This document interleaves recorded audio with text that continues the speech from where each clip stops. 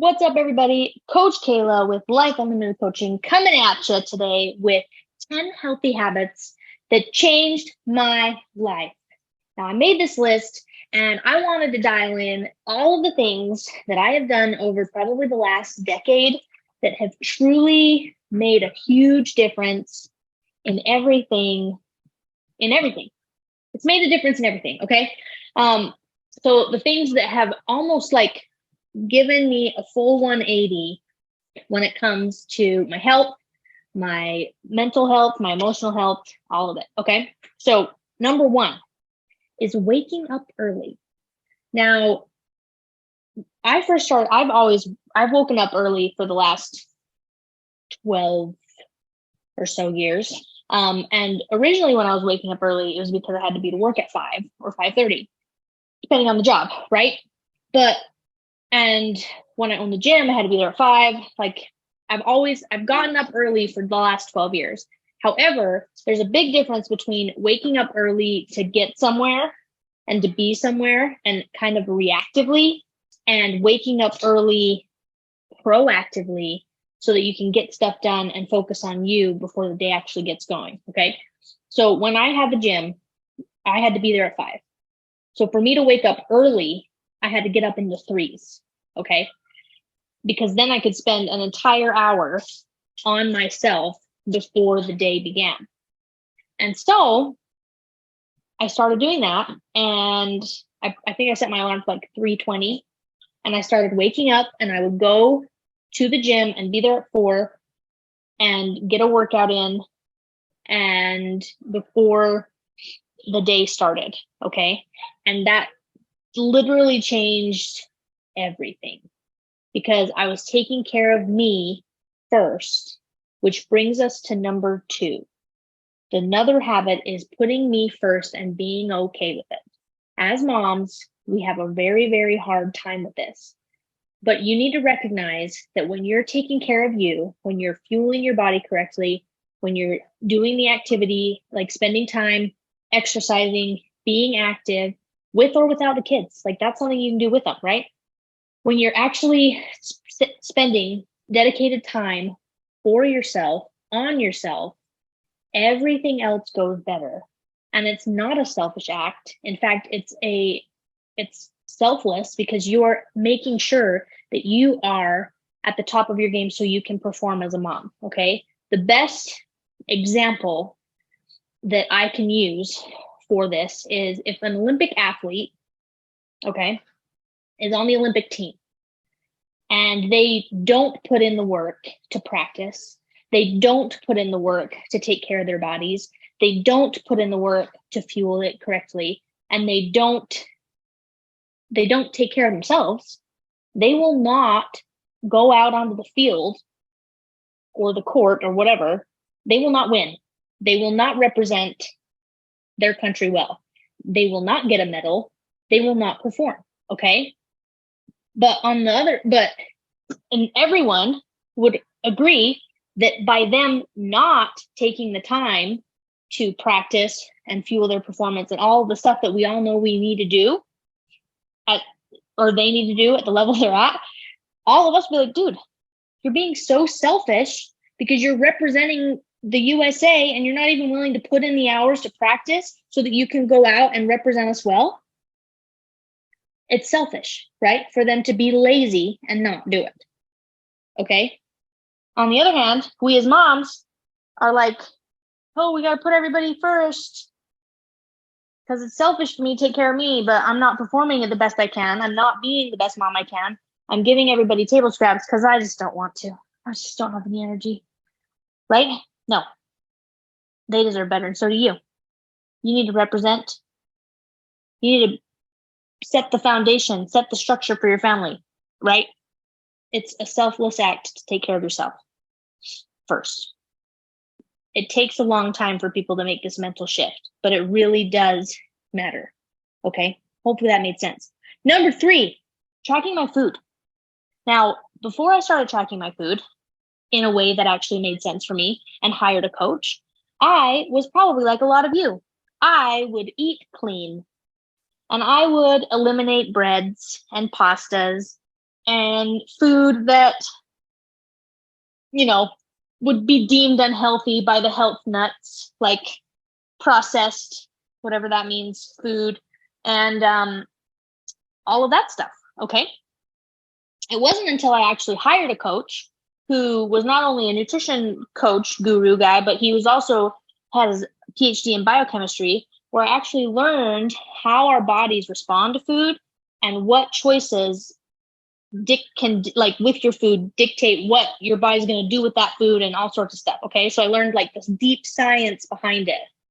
Right now, it is still very important for you to eat whole foods and for you to stick with single ingredient items and to eat fruits and vegetables and good, healthy, like whole grains and meat and all that stuff. But you can also enjoy the other stuff too. You just need to know how to do it. Okay. Because calories are king, and then your macronutrients matter. So you want to make sure you're getting enough protein, enough fat, and you're getting the right ratio of carbs that you need based on your goals and what you're trying to accomplish at the time.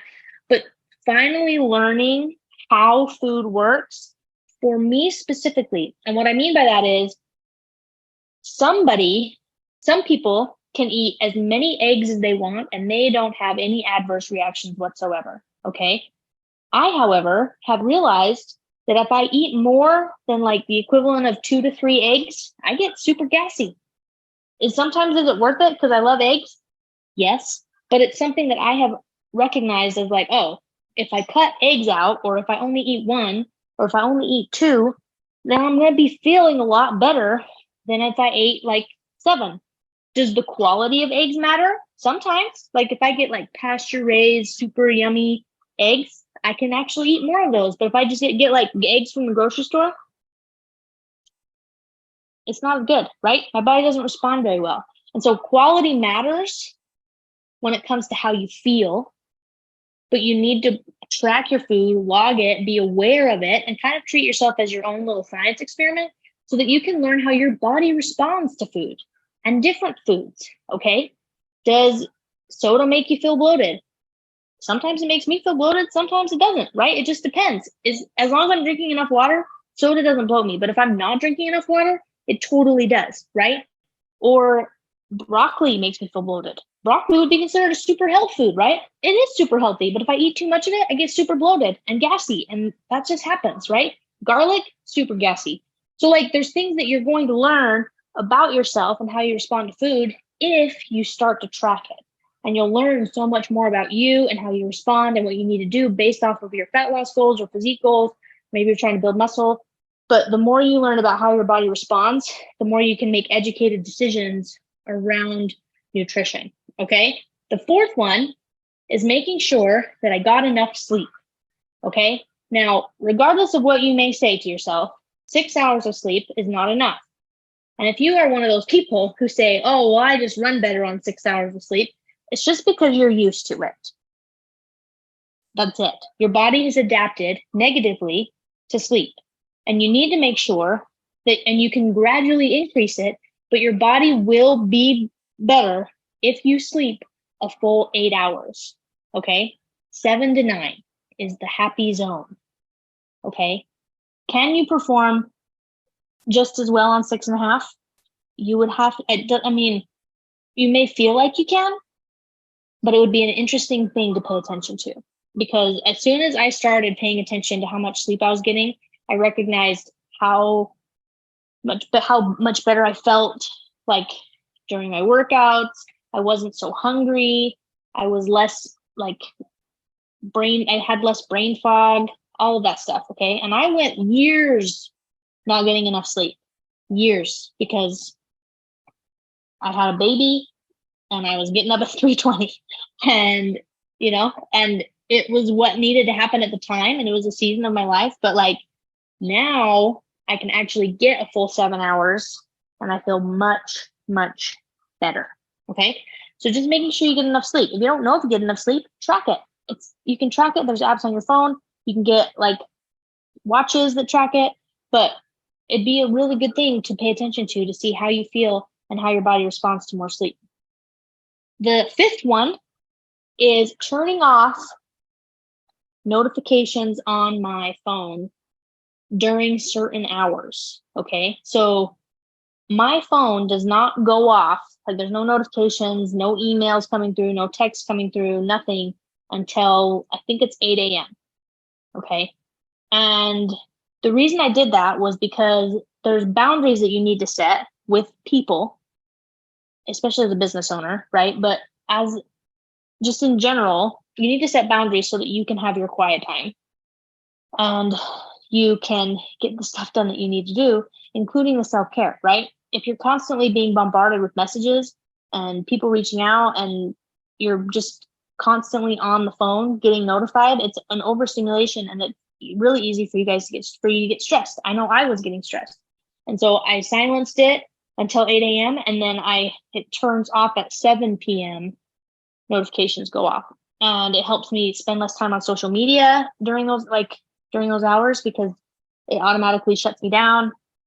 But that's helped me a lot for a lot of reasons. My anxiety is less during those hours. Like the more I can stay off of it, the better. I sleep better because I'm not on my phone right before I go to bed. But that's been a life-changing habit. Okay. Number 6 is doing my best to get outside as much as possible. Okay. So in an ideal world, on Kayla's ideal week, she spends about 45 minutes walking, riding her bike, just sitting on the porch, every day outside. Okay. During the winter, I try to go snowboarding at least once a week so that I get outside because it is cold, but you can still get out there, right? And so getting outside, kind of getting in the sun, just makes you feel better. Okay. It's like refreshing. One thing that I really love to do when I'm feeling super anxious and depressed and overwhelmed is we like to go out we have some property out about 2.5 hours from our house. And it's just nice to go out there, reset, put the phone away, kind of like settle in and just enjoy being outside and being in nature, right? Nature baths are a thing that I just realized. And and hiking. There's a little hike just nearby my house that I'll go do, once or twice a week during the summer. But things that will help you reset. But getting outside is a huge one for me. Number 7 is strength training. And this is not like a boot camp class where they lift weights. This is not a HIIT class. This is not CrossFit. This is strength training with an emphasis on actually building muscle. Okay. I started doing strength training specific exercises about, let's see, it was like 2018 probably. So it's been about 5 years. Before that, I just kind of I do some workouts and stuff like that, but it was more circuit training style. It wasn't strength specific. I never went into the gym with the intention of I'm going to bench the world. I'm going to squat the world. I'm going to build this muscle. So in 2018, I started doing that. But then in 2021, I actually hired a coach, a strength and conditioning type coach to help me. And I started doing powerlifting events this last year. And it has been so fun to just feel strong and to go into the gym and to push the limits. And I love it because I'm competitive, but I was trying to find something that I could have fun and compete in, because I grew up competing in things all my life. I played softball, I played basketball, I played rugby. And so I was running Spartan races and they're fun. Don't get me wrong, I'd do another one, but I didn't ever feel like I could compete. It was just more yep, I did it. Woohoo, I wanted something like that. Yeah, I'm going to push myself and I'm going to have fun and I'm going to compete.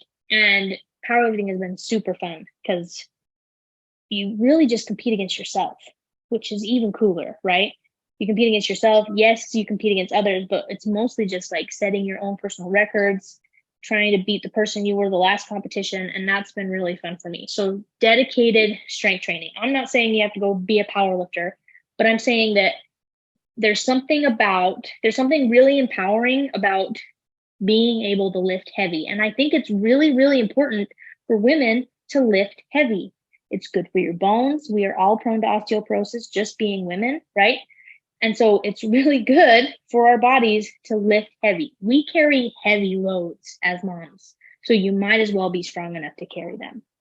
Okay, so that's number 7. Number 8 is reading and listening to really good books. And what I mean by good books is I mean like books that shift your mindset around how life is supposed to look.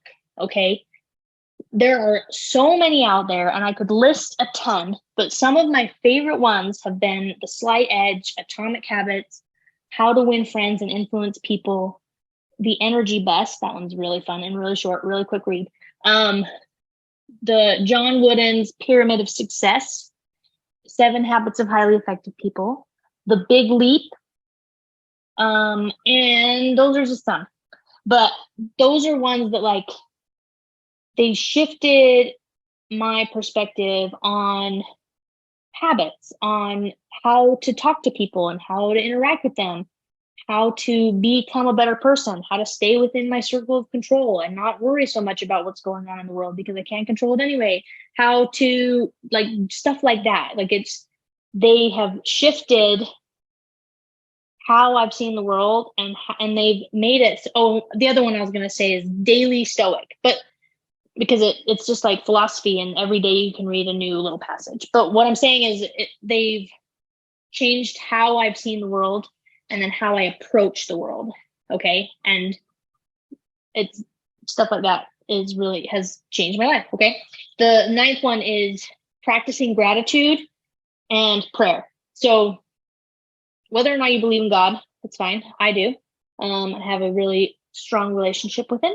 And one thing, and I do my best to pray every day and spend time in gratitude to him. But you could also express gratitude in lots of different ways. You could journal the things that you're grateful for. You could meditate in gratitude. There are lots of different gratitude focused practices that you can do. One book that's also really good is The Happiness Advantage. And he talks about how just writing down something good that happened in the last 24 hours gets you in a state of gratitude. And if you walk into things with a state of abundance. Okay. And so that's one thing that's changed my life. And there's lots of different resources on that. So hopefully you find something that works for you in that realm. And then the 10th one is journaling and brain dumping. Okay. So I have notebooks all over my desk for lots of different reasons. But one thing that's really helped me get centered when I'm feeling overwhelmed or I'm feeling really anxious is by journaling everything that's in my brain and brain dumping it. So if you're like me, you have thoughts going in and out of your head all the time. You're constantly like you're going. And so it's really helped me to journal out things that are on my mind, things that are bothering me, things that I need to get done. And then you can kind of cross off the ones that are relevant, because if you're like me and you're an entrepreneur, then you have lots of big ideas. But you can write them out and be like, probably don't need to do that right now, right? But brain dumping and journaling has been super beneficial, helped me gain clarity around what's important, what I'm trying to do. And what's been fun is looking back on past journals to see how things were going in certain seasons of my life and how I was responding to those seasons. So hopefully this was valuable. So those are the 10 habits that have changed my life for the better. Hopefully one or all of them will be super beneficial to you. And I will chat with you all later.